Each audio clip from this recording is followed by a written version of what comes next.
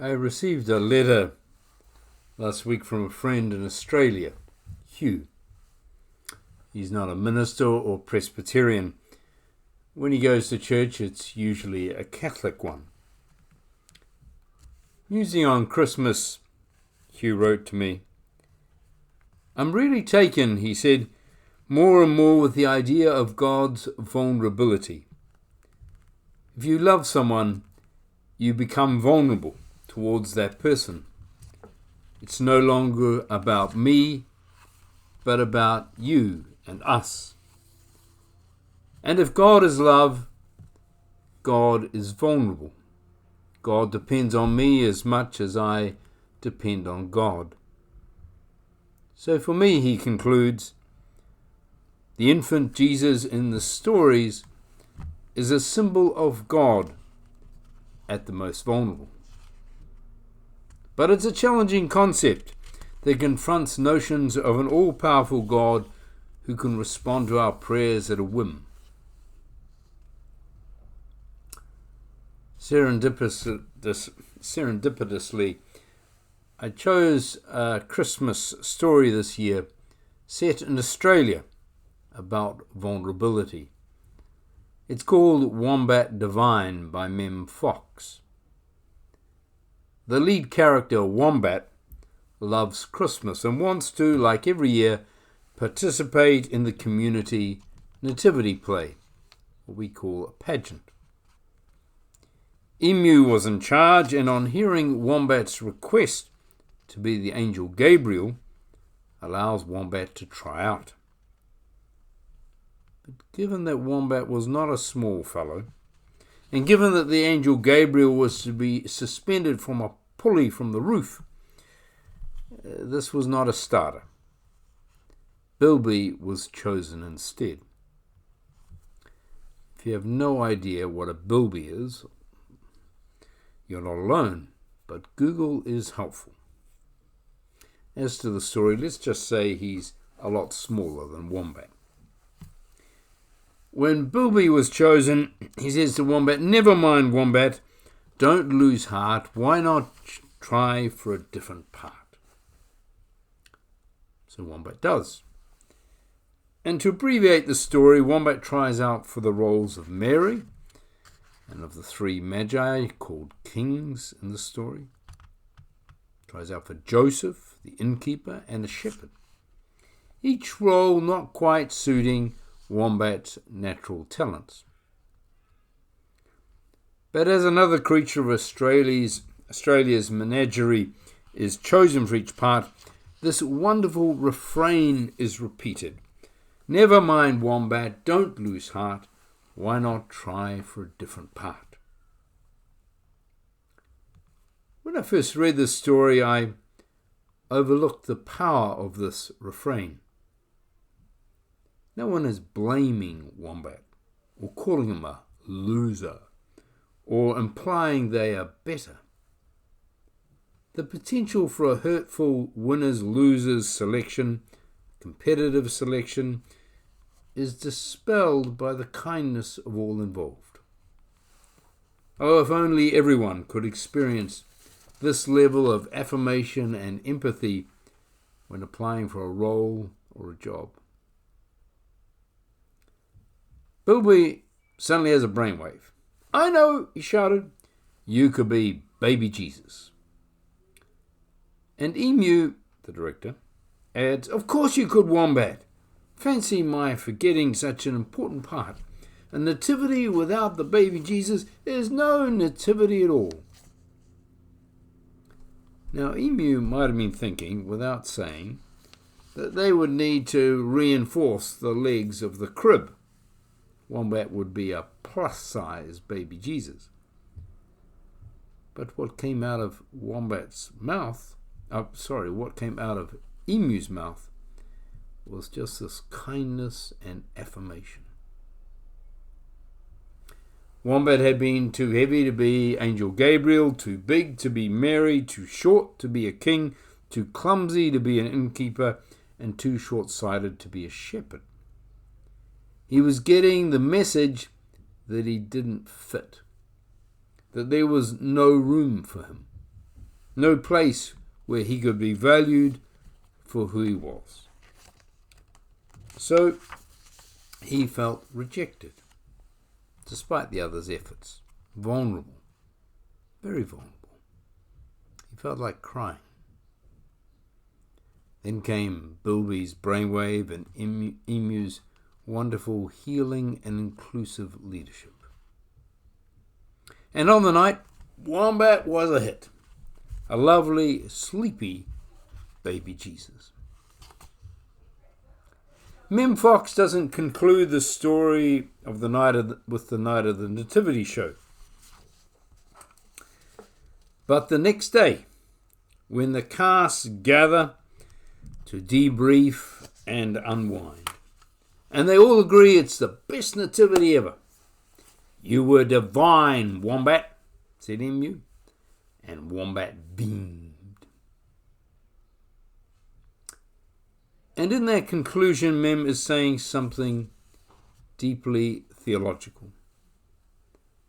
That Christmas, incarnation, God with us, is about a community of friends affirming one another, practicing kindness, and the building of self-esteem.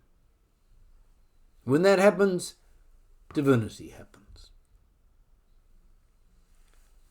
The Christmas incarnation, God with us, is seen when the vulnerable and rejected are included and cared for. When that happens, divinity happens. The Christmas incarnation, God with us, is about the misfit, the different, finding a place, a home in our community and activities, and finding a space in our hearts. When these things happen, God is born again and again and again. There was a news item recently from the UK. The Reverend Dr. Paul Chamberlain, vicar of Lee on the Solent, Solent being a river, Hampshire, down by Portsmouth. He told a class of 10 and 11-year-olds that Santa wasn't real. He also allegedly said that their parents brought them the presents under the tree and ate the biscuits, maybe a glass of milk, left out for Santa. Wow! Reports of tearful youngsters, angry parents, claims of a ruined Christmas. And there was damage control statements from the school, from the diocese, and an unreserved apology from the Reverend Doctor for his error of judgment. In case you're wondering, English vicars often have a local primary school or two in the parish and often give religious talks to children in that setting, as I have done. Of course, I suspect, probably like you, that deconstructing Santa would not have been new to most 10 and 11-year-olds, even in suburban Hampshire. And I also suspect that if the contrite vicar had deconstructed the historicity of Matthew and Luke's birth narratives, travelling stars, choirs of angels, etc., there wouldn't have been half the fuss. Lesson to clergy: mess with Santa at your peril. What caught my eye, though, was the use of the word real. Much of what is read, told, and sung about at Christmas, year in and year out, like Santa, like baby Jesus, are the wrapping paper and the ribbons, so to speak, that encompass the gift of the real. Like our story, Wombat Divine. In case this is news to anyone, wombats don't speak English. Neither do emus or bilbies, even Australian English. Neither do they put on nativity plays. That's not what's real about this story. What's real is the message and vision of the book, a message and vision about community, belonging, kindness, and affirmation. And the understanding and actions of a leadership that maintains and inspires it. It being community, belonging, kindness, affirmation. That's what's real about Wombat Divine. Similarly, that's what's real about Christmas, both Jesus and Santa's, are the message and vision of a community, belonging, kindness, affirmation. Santa, at best, is a symbol of generosity, inspiring and applauding our generosity, particularly to those who don't have much. And Jesus, in a Christmas context, is a symbol of the vulnerability of love, inspiring and applauding our acts of love, particularly towards the vulnerable. To return to the Christmas musings of my friend Hugh, the whole of the gospel story is about Jesus refusing to lord it over others by means of power, privilege, or religious knowledge. He didn't lord it over women, children, foreigners, or the sick. Didn't blame anyone. Rather, he spoke and acted as if they belonged, were of value, even were equals with him. And further, he said in effect their vulnerability and his vulnerability were signs of God among them,